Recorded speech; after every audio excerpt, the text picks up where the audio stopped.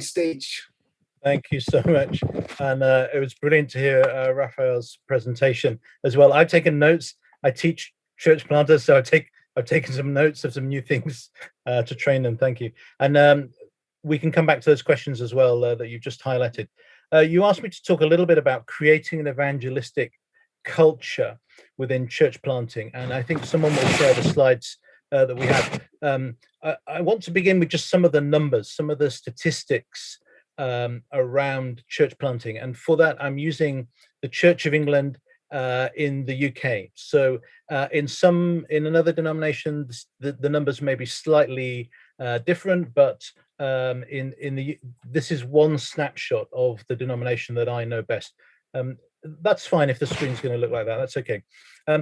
So first of all, let's start with what I call the doom statistics. The doom statistics, there are lots of them. They are the ones that tell us about the declining state of the church. And this is certainly the story, the evangelistic culture story of all the historic denominations in the UK, and I'm sure in Europe as well, maybe not so much for many of the new numbers. So here's some snapshots. In the UK, 92% of the population are not in any way involved in church on a Sunday or during the midweek. So at best, 8% of people are involved in some way, but 92% are not. And this is very skewed towards the younger generation. So that number of the 8% drops to 1% between the age groups of 12 and 17, and it's 0.5% between 18s and 24. So the numbers are not high, but actually it's the older people who are going to church, the younger generations who will come through as the time moves on, are not represented, and their numbers tell us what the future will look like. One stark statistic that was produced was that an 18-year-old is 8 times less likely to be in church than an 81-year-old. So that illustrates the difference in the culture of mission between different generations in the UK. Another quote from a few years ago, that for every one person brought up with no religion in the home that finds faith and becomes a Christian and an active member of the church, 26 people who were brought up in a Christian home defined by their parents attending church now identify as no religion. And they're actually termed the non-verts, people who have moved from a religious family to saying, I have no faith background themselves. Of this survey, which was of 16,000 churches, 41% were termed to be in sharp decline. And the next group numbers were hard to assess, but it was definite that 41% are in sharp decline. And half of churches in the Church of England pre-COVID had a Sunday attendance of 26 people or fewer. So that's half of the churches. And it's reasonable to conclude that at least those churches, the ones that only have 26 people in attendance and are probably in that group that are declining, are unlikely to be able to survive in their present form, and certainly don't represent a kind of mission evangelism culture. Okay, let's move on to the next slide, which is also on the screen. In that survey, 10% of churches are growing, which is partly good, but it's only 10%. Only 10% of our current churches are healthy enough, they're modeling an evangelistic culture, and they're growing.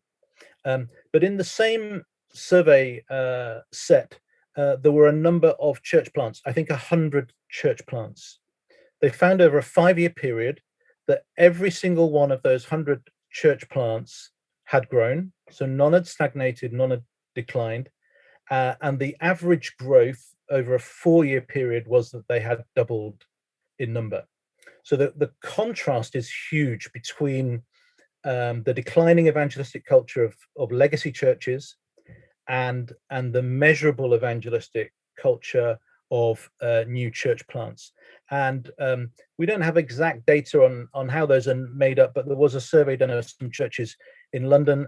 Church plants measured 3 years on, found that their membership, 22% were de-churched, that is, people who had not been going to church for 2 years were now connected with that church, back connected with their faith, and 25% were people who had no reported previous faith participation. So approximately half the people in these church plants are people who have come to faith or come back to faith. The reason there's hope here is we are seeing a huge increase born out of mission, born out of a desire to re-evangelize a nation, where people a commitment to plant churches. So there are currently plans within this one denomination, the Church of England, to plant 3,600 plus churches. And there are ideas in circulation about what if in the next decade we planted 10,000 churches, with the primary aim of being evangelistic. And actually that vision comes out of a desire. What if we could reach 1 million new disciples? What would it take to do that? It might take 10,000 new mission focused churches to do that. Okay, well, let's click on just to the final slide. And I just wanted to pick up a point.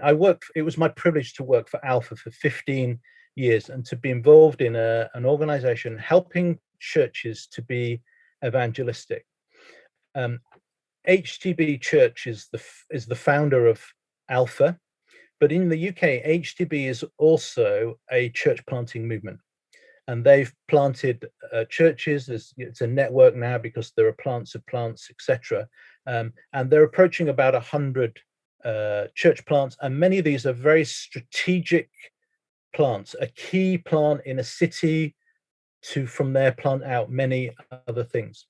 And it strikes me as a simple observation worth noting that out of an evangelistic focused activity, running Alpha, every year running Alpha, seeing thousands of people exploring faith, finding out and understanding what Christianity is, and thousands and hundreds of thousands of people coming to faith, that out of that missional culture, church planting would arise. And I think that attests to the point Raphael was making, not that we don't just plant churches to build an empire. We don't plant churches just because we need another one, but the energy that gives birth to church planting should be missional energy. And in the UK, we have the fantastic example of that in Alpha. Okay, well, we can turn the screen share off now. I wanted to pick up a few other points to do with this idea of culture, the evangelistic culture within church planting. And of course, like everyone on this call, we are in a period of rapid change. We are learning and seeing things moving quickly. The gospel is not changing, but the opportunity and the need in society is moving very rapidly. And we don't even know what might next year look like, what might beyond that look like. So this is the environment that all of us are trying to lead and think into. So a few observations of things that we're seeing. I think we're seeing a big shift from attractional church planting to incarnational church planting. And the attractional model is often very focused on a Sunday service. Like Raphael said, the 100 hours invested into planning, it soaks up all of the energy and the activity, the attractional church. And the attractional model says, you need to come to us. Come to us, come to our building at the time of our choosing to meet with the people that we provide, and then you can have the experience of finding out more. So that's the kind of the attractional approach, and it's been the dominant approach for several hundred years, I guess. The other approach is the kind of the incarnational the approach, and then the incarnational approach starts much more with the people that you are reaching and serving first. So the attractional church sort of says, hey, we build a church, we love our church, this is the music we like, this is the way we like the lighting, these are the chairs we like, this is how long we like the talk. All these decisions are made internally for us. And then we say, let's get some more people to come and join our thing. The incarnational church model starts by thinking about the person you want to reach who doesn't go to church, and it's about first connecting with those people, and then um, planting the church, and also exploring the meaning of the gospel from the perspective of the people that are in that context. And for us, one of the things we're seeing there is a shift from church planting being about starting something big, or starting something with an intention that if it goes well, of course it will be big. We will know it's gone well if it's big. That's a very attractional approach. The incarnational approach much more honors the small, something that's local, something that can be niche, something that can be started very quickly. Rather than having one central thing, you could have 10 smaller things. The incarnational approach much more lends itself towards micro churches, and we're seeing certainly in the UK and during COVID actually, many of the churches that have grown are the micro church model. And they're the ones that report the least disruption to their evangelistic activity because of COVID. The churches that have buildings and scheduled services and a certain style, they're the ones that have found a huge need to adapt, whereas the small home-based churches have maybe carried on meeting, or they've connected over video, but they've been able to continue. And they are the ones that are reporting in this last year that they've grown through people coming to faith. I think the second side of the incarnational approach, of incarnating the missional model there is a church that starts for a kingdom project. And again, what happens in denominations is after a while, church planting becomes like an empire building. It becomes like a franchise. And we can remember why we started the first plant, and we can remember why we started the second plant. But when you've got to 10 or 100 or something, it's like a machine. It's like IKEA, and you're going and we need another one and another one and another one, and it's the same. It's like a franchise. And there's another approach to church planting that says the reason for planting a church should be a kingdom project, which is a group of people and an expression of the mission of God. And again, in the UK, churches that have felt most vibrant, most alive, and have seen growth are maybe the ones where they're connected on food bank and helping people who need something in some food, projects like that, projects that have been involved in helping people with practical needs, that have engaged with people missionally where they are. And then around that is the community, and the culture of the church is grown through that. So the incarnational approach is a much stronger one for holding the culture of mission within the church. Just another observation is we have seen that preaching the gospel is getting harder. I've spoken to friends. I spoke to a friend even today who said over the last 10 years they have seen a measurable difference in the effectiveness of the proclaiming of the gospel. And probably we're probably seeing several things there, but one is we're seeing a move from a people who have a Christian upbringing that they've maybe moved away from, to increasingly a population that have had no experience of Christianity, no understanding of Christian ideas.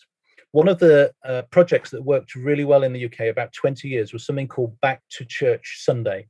And it was one Sunday in the year, and you would put on everything special. You'd put a carpet, you'd have chocolates, coffee, donuts, you'd put on it, and you'd invite people, come back to church.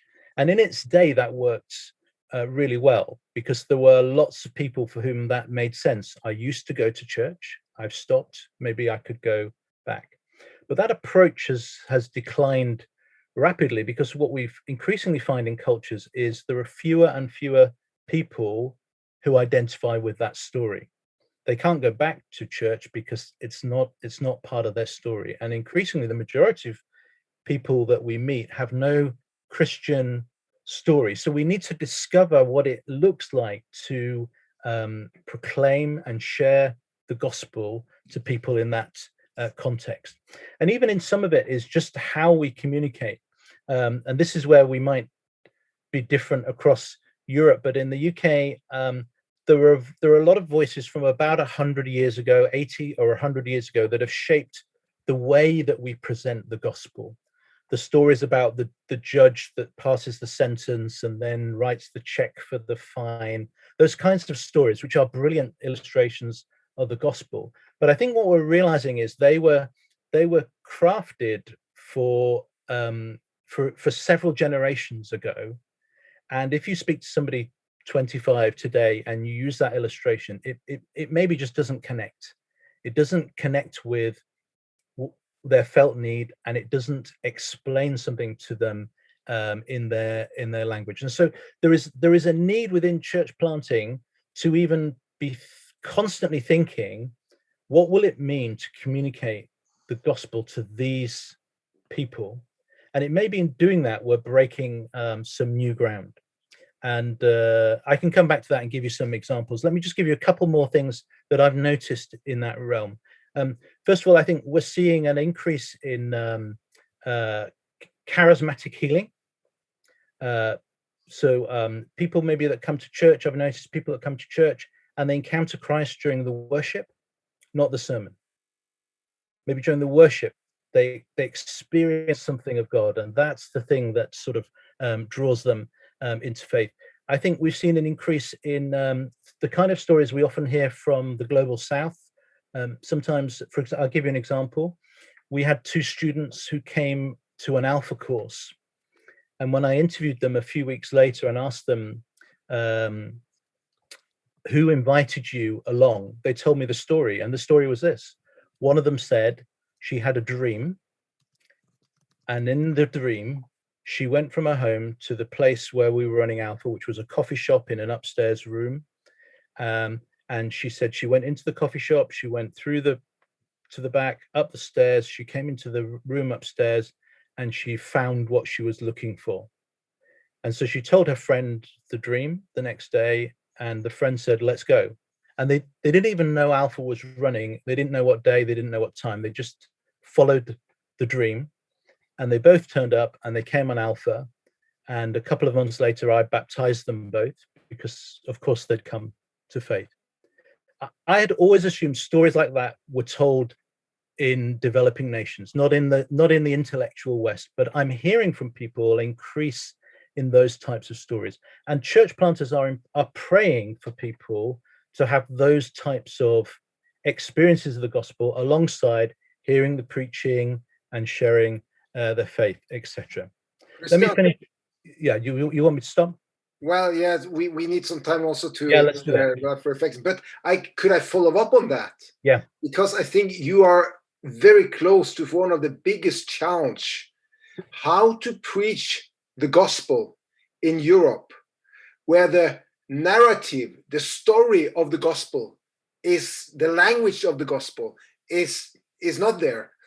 And how to train evangelists to share the gospel to an audience or into recipients that have no gospel language, nothing. And that's kind of maybe some of the biggest challenge. I think you tapped a little bit into that, but could both you and maybe Rafael after, how do you train evangelists into that space? Well, I mean, you don't need to train them because they do it. That's why they're called evangelists. The problem is sometimes the one we think they're evangelists, they are classical proclaim evangelists, and they haven't updated their software. For me, the real evangelists are the nurses, leading people to Christ as we speak now, in the secret of the bedroom.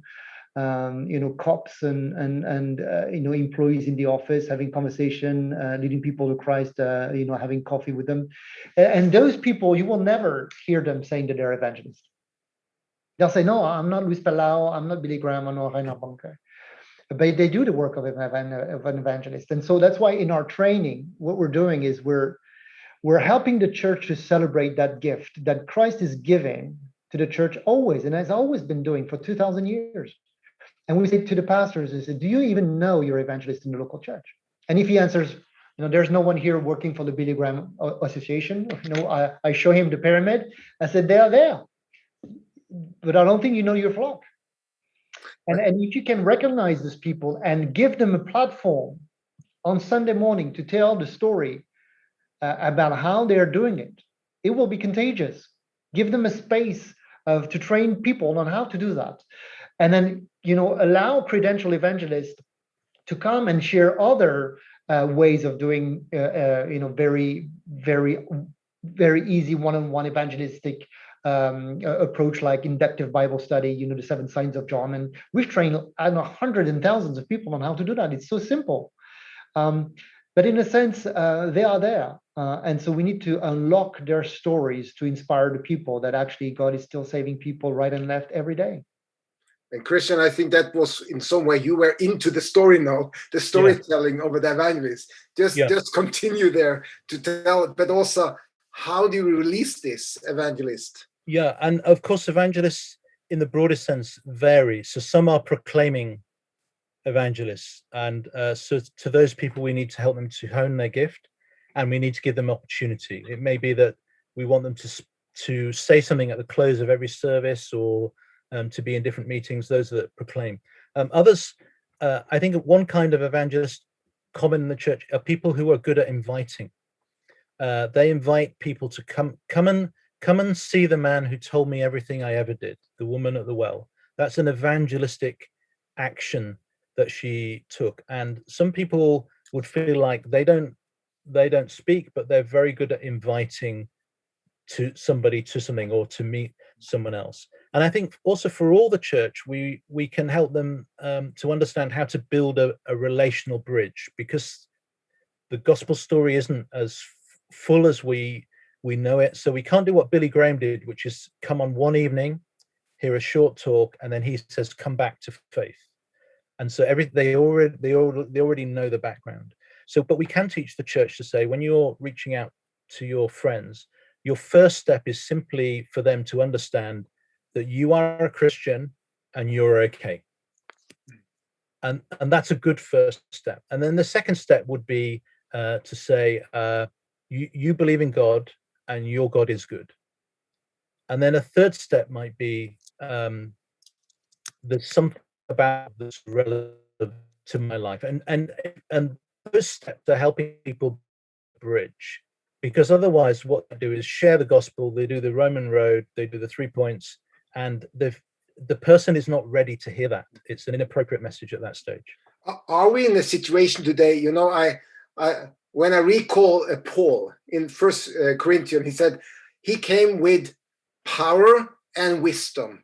First experience, then explanation.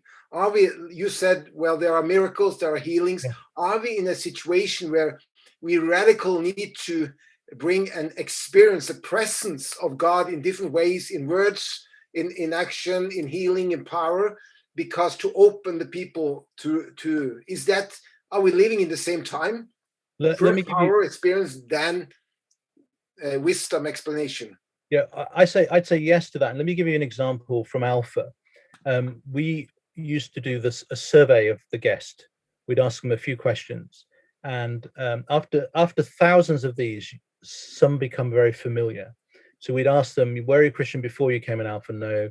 Were you a Christian afterwards? Yes. When did the change happen? And normally people would say the change happened when somebody prayed for them, or maybe in the talk when we offer to pray for people for healing. And if you press into that and talk to people, what you find is they had an experience of God that they knew was real, but intellectually they hadn't yet fully understood the presentation of the gospel. So those pieces came in afterwards, but the power encounter opened the door to them to receive the gospel intellectually, and then to fully respond to it. So I mean, that's just one example. Raphael, have you some reflection on that? Is that the European way we are moving into?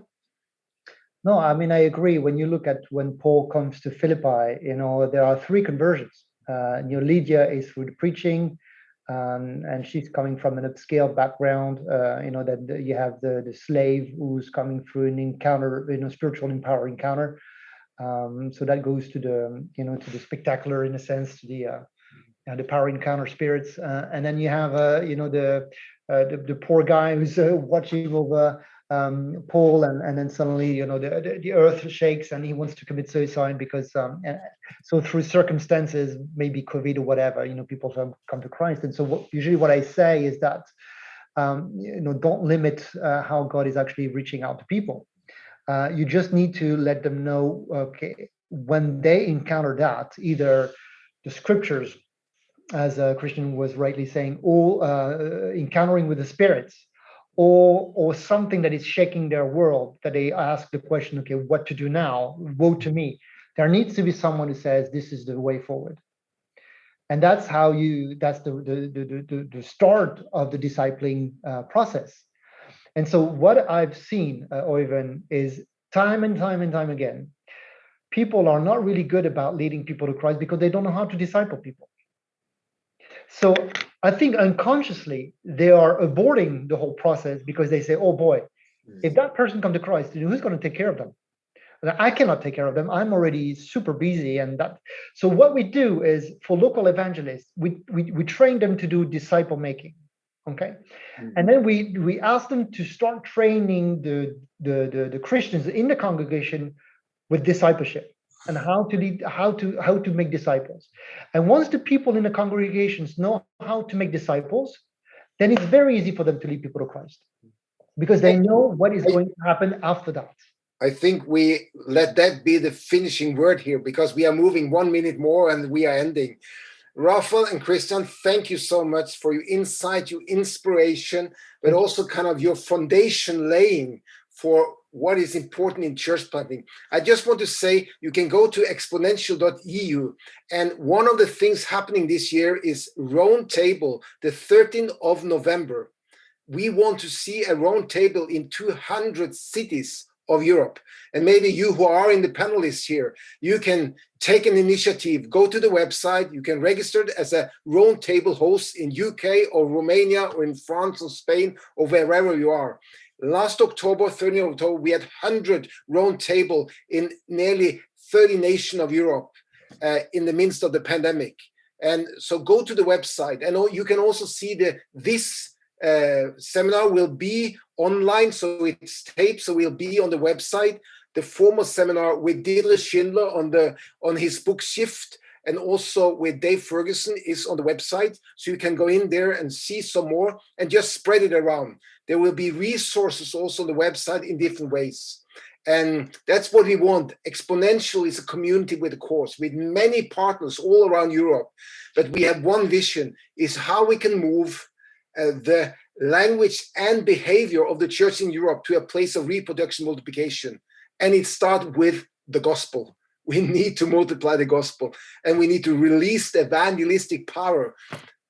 Well, the nurse, the doctor, the normal worker at the workplace, to share the gospel and bring people into an experience of God. And thank you for being a part of that and doing that. And again, Christian and Raphael, thank you for your input, for your sharing. It's a privilege to work with you, both of you. So bless all of you in this evening, or from you who are from the States, the morning. Hope to see you again. There is a new webinar 1 month from now. Just follow up on the website or sign to the newsletter. That you can also do on the website. Then you get all the information about the webinars that's coming up. Thank you all.